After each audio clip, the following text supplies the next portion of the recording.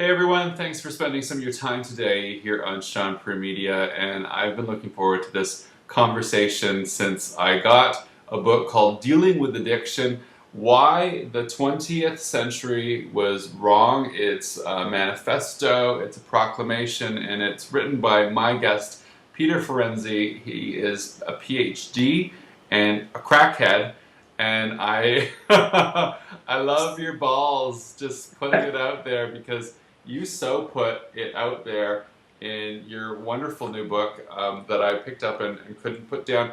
As an addict myself, there's no secret that I've had a past with crystal meth. I've tried everything in the alphabet. I still enjoy marijuana. My dad was an alcoholic. I was thinking in advance of this interview, who isn't an addict? Who isn't addicted to shopping, to spending, to sex, to food, to carbs, to drugs? Who isn't an addict? What's different about you, Peter, is that you've lived both ends of the North American addiction culture in as much as you've studied it and you've lived it. And you say you wrote this book because you're sick and tired of people suffering needlessly and dying needlessly because the 20th century, as far as you're concerned, was wrong. You yourself said you once had a problem, but you might still enjoy the odd joint. Well, you go to most treatment places and they will tell you that if you have one joint, it's a step in the direction of destruction. And one of the things you point out in the book that I love so much is that addiction is the only medical condition where failure of treatment is consistently blamed on the patient, i.e. what you just said. I would be considered a failure because I'm still using something in some way.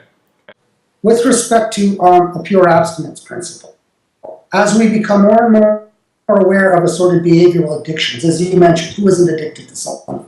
Singling out substance abuse or substance use makes less and less sense. If you belong to a 12-step fellowship, you might have to pick up a newcomer chip after having smoked one joint.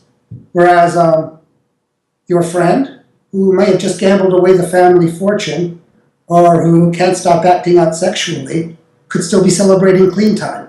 When we take somebody's entire life picture into account, singling out substance use makes no sense at all. That's one. As for the abstinence principle being harsh and causing death, how's this? If we have 20 people who are in the throes of their addiction and they're all thinking of getting out, statistically 1 or 20 probably will either cut back in a big way or abstain. Now, you throw 20 people at a treatment industry, and they're going to have what's basically been standard, something akin to a 5% success rate, 1 in 20. Say we measure success as 2 years clean or with not too many slips. That's success. Basically, the treatment system capitalizes on a process that is largely independent of its efforts. I'm an historian of addiction, Shaun. I can tell you that if you had a habit in 1890, alcohol, opiates, whatever, your chances of kicking were about equal today. What we could do for the treatment system, and we're starting to with harm reduction, is help the people who are not yet ready to quit. Typically, it's a process. Anyone who kicks hard and stops probably spent 2 or 3 years stopping and starting, slowing down, and no, that's not a waste of time. That's all the practice. That's all the prep work. It's like I say in a recent HuffPost article, nobody does 50 push-ups right away. Right. So we have a system that helps people who probably would be fine without them, and they punk off all the ones who actually would need their help. Because if you're not ready to stop completely, we got no time for you. Go out and suffer more. Hit bottom. My dad was an alcoholic and entered treatment 3 times. He's passed away 3 times before I was 18, and he was denied entry for a 4th time because he had failed 3 times. I mean, he'd gone off the wagon 3 times and I guess was deemed, I mean, this goes back 20 years, but was deemed incurable.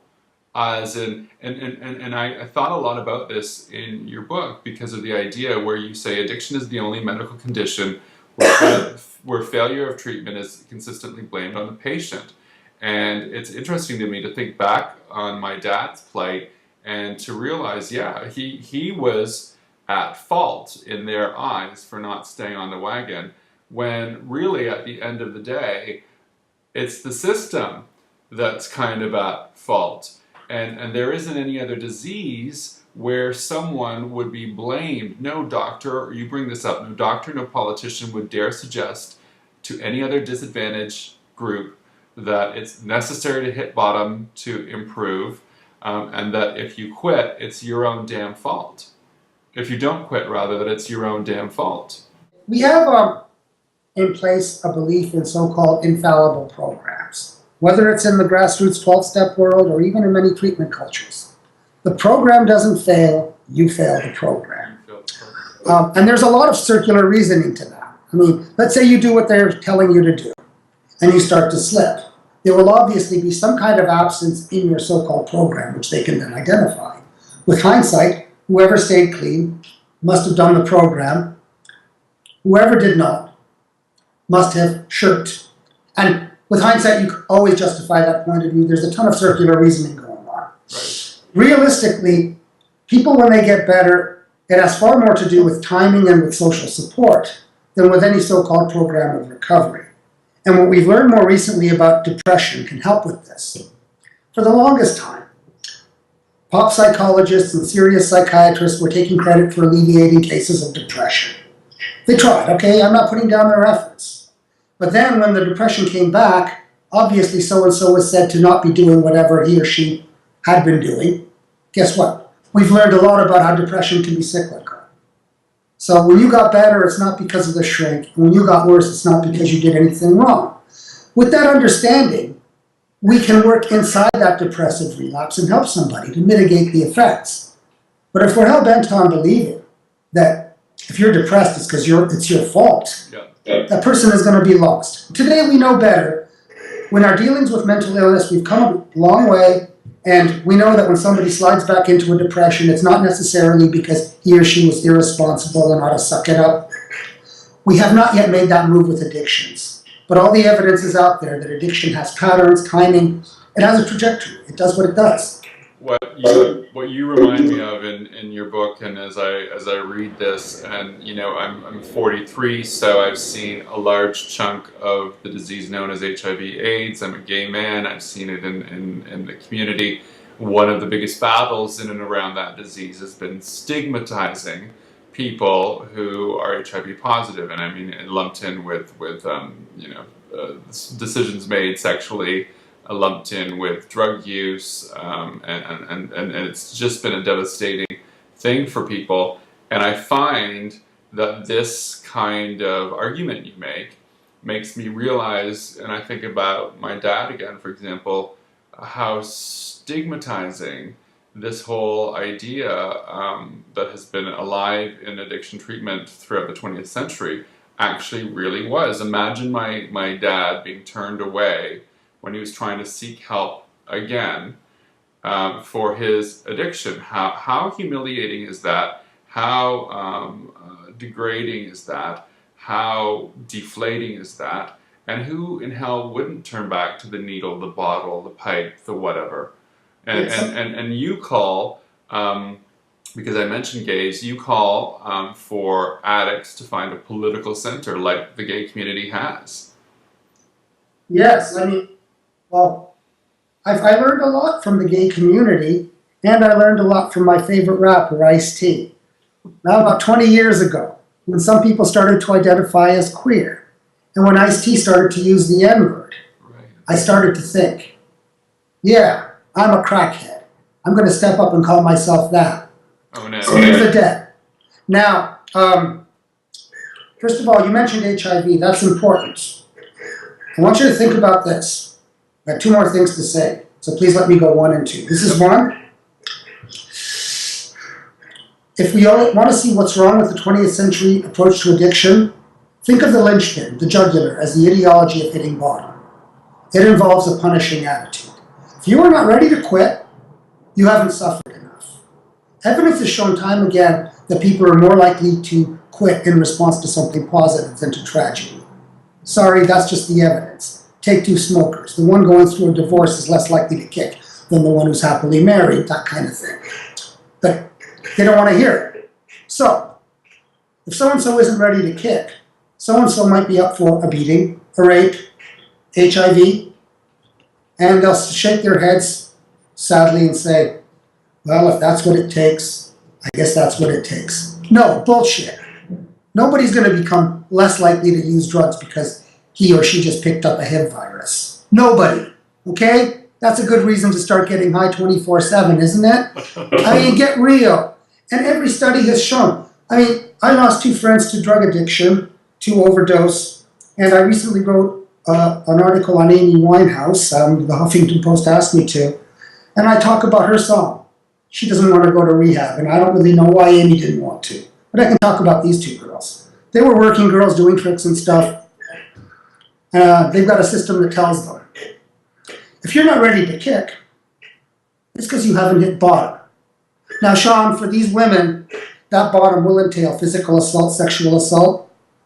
How can they respect a treatment culture stupid enough to suggest that that kind of treatment will render a woman less likely to get high? That's a linchpin of why the 20th century was wrong. I want to, my second point here, a bit of social history. We have been overcoming these punishing attitudes, but we didn't just do it fairly all across humanity. We've been doing it one group at a time. It wasn't too long ago when it was common knowledge that hitting children was good for them. If your son or daughter didn't do well, it's because you didn't kick her or his ass often enough, hard enough. That was just the governing wisdom. We've gone past that. If children are still targets, which they often are, at least the official line has changed. Same for the woman. Go back to the 19th century. It wasn't just that you had a right to hit your wife. You were doing your manly duty if you didn't once in a while. If she's a lousy mother, it's because you're not doing your job, stupid. That's the way we thought, okay? The idea that people are improved by and made better by degradation and abuse has been current, dominant for most of our history. So we get over this one group at a time. Unsurprisingly, the children of the most privileged were the first to get off the hook. And it went on. Women, children, gays, blacks, people, the mentally challenged, the physically challenged. With all of these groups, at least the official line has now changed, Shaun. Officially, they are not supposed to be degraded. And any politician who thinks that these people should be beaten and degraded will probably keep it to himself. You know, we passed that. At least, it's still a fight, but we're on the other side of the fight. With drug addiction, drug addicts are the last remaining subgroup still said to be improved by, to benefit from, the so-called bottom, which of course can entail a beating, a rape, broken fingers, you name it. What do you think needs to happen to improve upon this situation? At the level of policy, I think you know where I would stand. Legalization, harm reduction, things like that. Maybe decrim before legalization. Needs to happen is social attitudes have to change. And we need to convince drug addicts to stop participating in their own degradation. Mm-hmm. When somebody says, when I was in my active addiction, I was a total liar, a total thief, and etc., well, there might be some truth to that, but they exaggerate it because they want many reasons. You want to put distance between yourself and your past.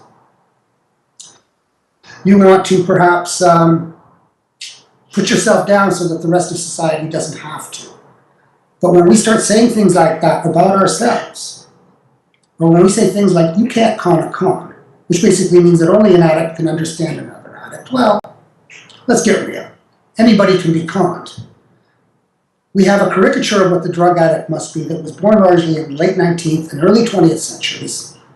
And for a host of self-serving reasons, drug addicts themselves have hopped on the bandwagon and participated in it. So if we want to stop being perceived as scumballs, we have to stop stepping up in front of the camera and saying, we're all scum. In a world where everybody's addicted, I mean, especially in North America, we're all addicted to something. You mentioned the idea of harm reduction, and at least in the gay community that I'm a part of and aware of, harm reduction is a model that is becoming more and more prevalent, I mean, highly prevalent.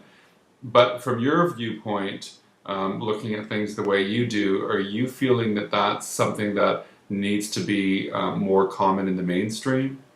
Yes, definitely. Whereas harm reduction is common.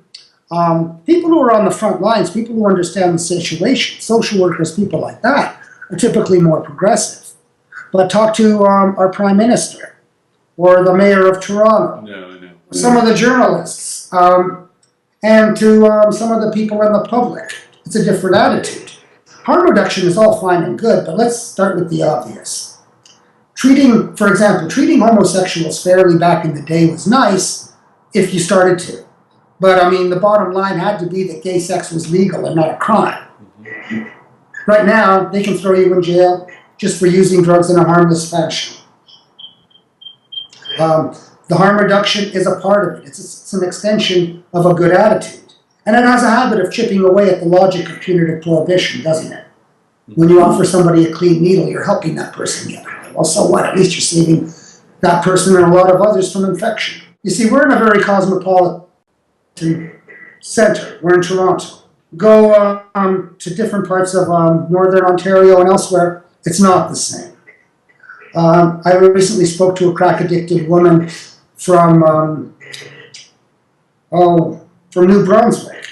And she was telling me that over there, the only treatment option she knew of was one where you had to be clean for 3 months before they even let you in. Which is kind of stupid. I mean, if you could stay clean for 3 months without their help, then maybe you should get a job. Right. But, and you go stateside, it's not always like that. We still have politicians who think, forget about crack and heroin.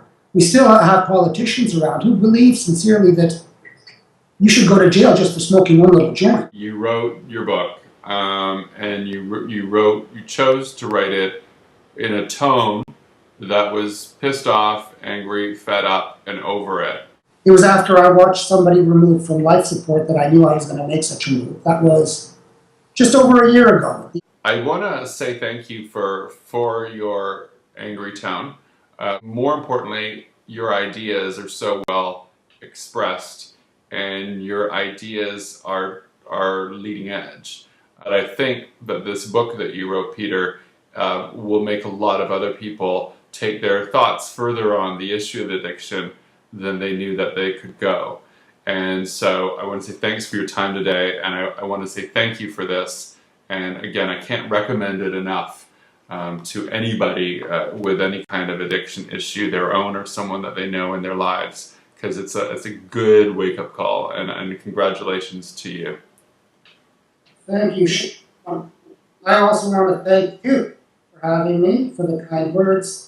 So I've admired some of the moves you've been making over the years, so this interview with you was a big one for me. Well, thank you very much. I appreciate it, Peter, and continued success. Thank you. Cheers. Listen, I really enjoyed that. I'm glad we chatted. I was looking forward to this one.